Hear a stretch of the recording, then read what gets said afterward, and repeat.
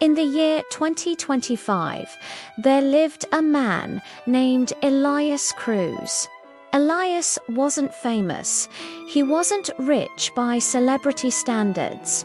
But in his small city, he was known as a good man, quiet, honest, and dependable. He owned a logistics company that was the lifeline for rural hospitals, delivering critical medical supplies. He was the kind of boss everyone wishes for. He paid his workers on time, treated them with respect, and often covered hospital bills for employees who couldn't afford care. He had a comfortable house, a loving wife named Marina, and 3 children whose laughter filled every room. Every morning, Elias would wake up early, brew some cheap coffee, and whisper a simple prayer of gratitude for another day of meaningful work. His life wasn't a fairy tale, but it was peaceful. And then, without warning, everything began to fall apart. It started with a single email, a digital dagger to the heart. Elias opened his inbox to a storm of unread messages. His company accounts were frozen. A government investigation accused his firm of falsifying shipping documents. The accusation, baseless as it was, spread online like a wildfire. Elias was in shock. He had done nothing wrong, but in the court of public opinion, he was already guilty. Contracts were cancelled overnight. Business partners who once praised him now refused to answer his calls. Social media branded him a fraud before any real investigation had even begun. The employees he had helped for years, the ones he considered family, walked away afraid to be associated with him. In just 2 short months, the company he had built with his own 2 hands, a symbol of his honest work, collapsed into nothing. Years of dedication vanished like smoke in the wind. With his career in ruins, the second wave of disaster hit. Financial destruction. Without any income, the bills piled up, each one a reminder of his new reality. Mortgage payments were missed. The phone rang constantly with calls from creditors, their voices cold and demanding. The lawyers he needed to fight the false accusations demanded fees he could no longer afford to pay. He had to sell his car, the one he used to drive his kids to school. Then came his wife's jewelry, family heirlooms filled with memories. Finally, they lost the house, the home where their children had grown up. They moved into a small, cramped apartment with cracked walls and the constant drip of a leaking pipe. Every night, Elias would lie awake, staring at the ceiling. The question haunting him: how could a man lose everything without ever doing anything wrong? The stress didn't just stay at the office or the bank. It seeped into the walls of their new home. The very air inside the apartment felt heavy with fear and uncertainty. Marina, his wife, tried so hard to stay strong for the family, but the fear had hollowed her voice, turning her reassuring words into brittle whispers. The children, once so full of life, stopped asking for things. Their boisterous laughter faded into a heavy silence. One day, Elias caught his son crying silently in the bathroom, trying to hide his tears so his parents wouldn't hear. The isolation was crushing. Friends they had known for years stopped visiting.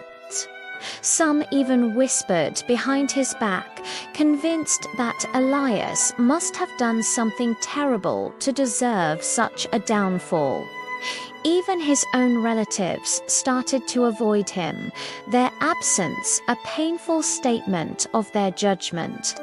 The family was an island, adrift in a sea of suspicion and sorrow, as if losing his business, his home, and the warmth of his community wasn't enough. The fourth fall came in the form of betrayal and public humiliation. Former colleagues, people he had once mentored and trusted, appeared on podcasts and news clips, publicly distancing themselves from him. He always seemed a little suspicious, one said, eager to save their own reputation. "I'm not surprised this happened," another added, twisting the knife. Elias watched, helpless, as strangers on a screen judged his entire life, his character, his very soul. The official investigation dragged on for months, a slow, agonizing process. No evidence ever surfaced to support the accusations, but it didn't matter. The damage was already done. At his absolute lowest point, Elias took a job cleaning offices at night. The same people who once eagerly shook his hand now walked right past him, their eyes empty of recognition. His body grew thin from exhaustion and worry. His hands, which once signed important contracts, now shook as he held a mop. Yet, in the quiet darkness of those empty buildings, every morning, he still whispered his gratitude, though now it came through clenched teeth. One night, utterly alone in a vast, empty office building, the weight of it all became too much. Elias collapsed to the floor. He didn't scream. He didn't curse the heavens. He just lay there, the cold tiles against his cheek, and asked a single, profound question into the silence. Why do I still believe when everything tells me not to? Tears, hot and silent, soaked the floor beneath him.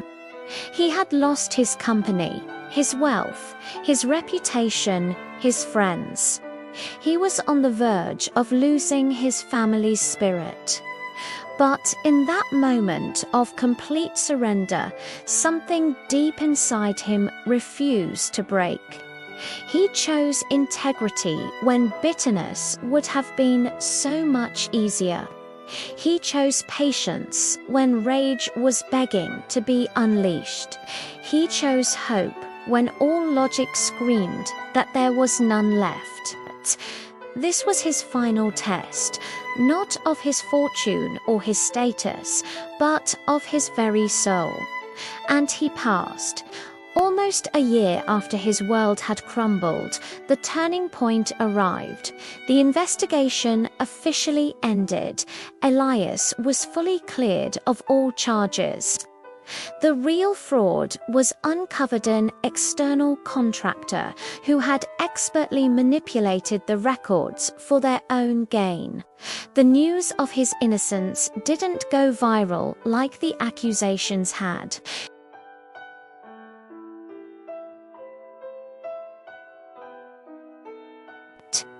A former client, one who had quietly waited on the sidelines, reached out. Then another. Then, a humanitarian organization, impressed by how he had endured such public disgrace without a hint of retaliation or bitterness, offered Elias a leadership role.